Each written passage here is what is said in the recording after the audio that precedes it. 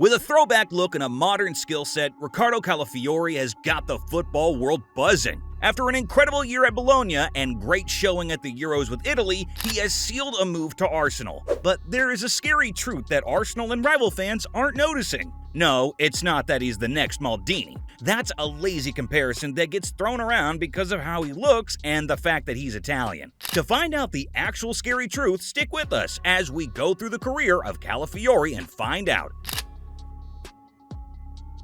Calafiori began his youth career with Roma, signing his first professional contract with the club on June 16, 2018. Early on, bad luck followed him in the shape of a major knee injury on the 2nd of October 2018, which put his fledgling career in jeopardy. Notwithstanding the setback, Calafiori made his debut for Roma on the 1st of August 2020 in the Serie A game against Juventus. Although his goal was chalked off, the performance was noted for his potential. His first professional goal came on the 3rd of December 2020 in the UEFA Europa League against Young Boys. He came on as a substitute, replacing Leonardo Spinazzola and scoring moments later. But his adventure with Roma wasn't anything less than rough. His spell in Rome saw him suffer various injuries, which could have halted his development. Calafiori was still able to make 19 appearances for Roma, scoring 1 goal. In January 2022, Calafiori moved on loan to Genoa, where he was meant to hone his skills with increased playing time. Unfortunately, he faced more physical problems, including a muscular problem that kept him out for several matches. His ill-fated stint at Genoa ended after only making 3 appearances for the club. On August 30, 2022, Calafiori made the big move to FC Basel on a 3-year deal. At Basel, he was integrated into the first team by coach Alexander Frey. He was deployed at left back and at center, back in a 3-man defense, highlighting his versatility and adaptability. Calafiori made his domestic league debut on the 9th of October 2022 in a match against Lugano.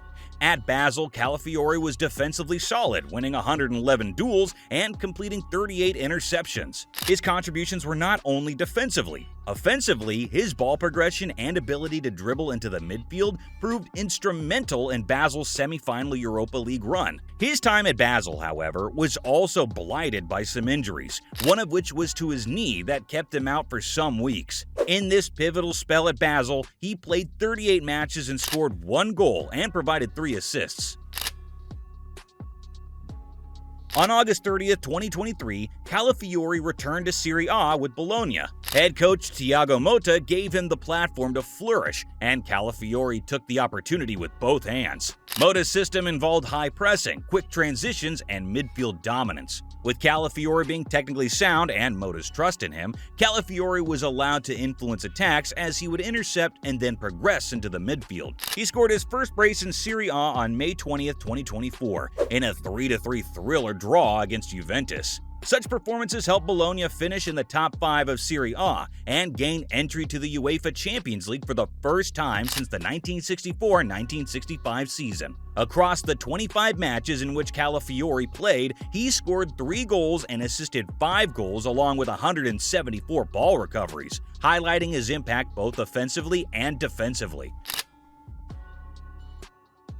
The culmination of his development and the result of his brilliant season was a call-up to the Italy squad. Added to Luciano Spalletti's preliminary UEFA Euro 2024 squad, Calafiori eventually earned his first senior cap for Italy on the 4th of June. Coming on as a substitute in the 85th minute of their game against Turkey, a friendly played in Bologna.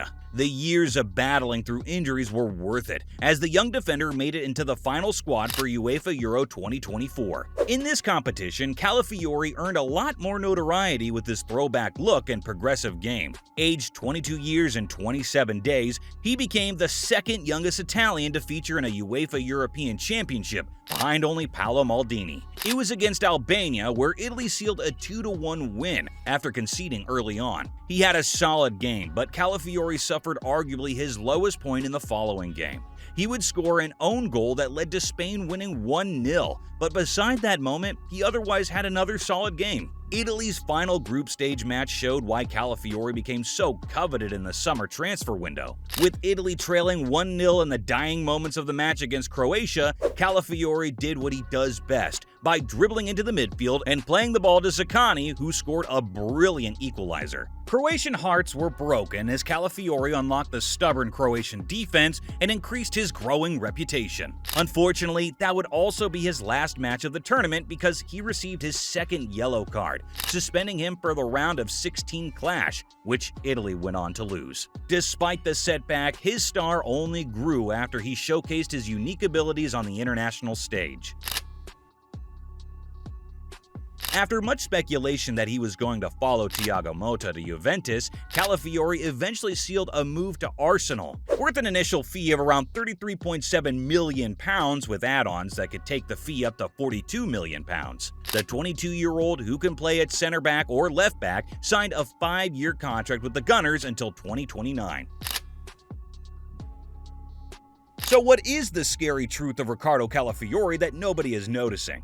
It's that Arsenal may have just found their version of John Stones. The comparison to Stones is quite fitting. At Manchester City, John Stones plays in the center of the defense with the freedom to step into midfield to help create overloads, which can serve as the blueprint for Calafiori. After a 1-1 draw against Liverpool, Pep had this to say about John Stones. John Stones has more personality than all of us here together in this room. More balls than everyone here.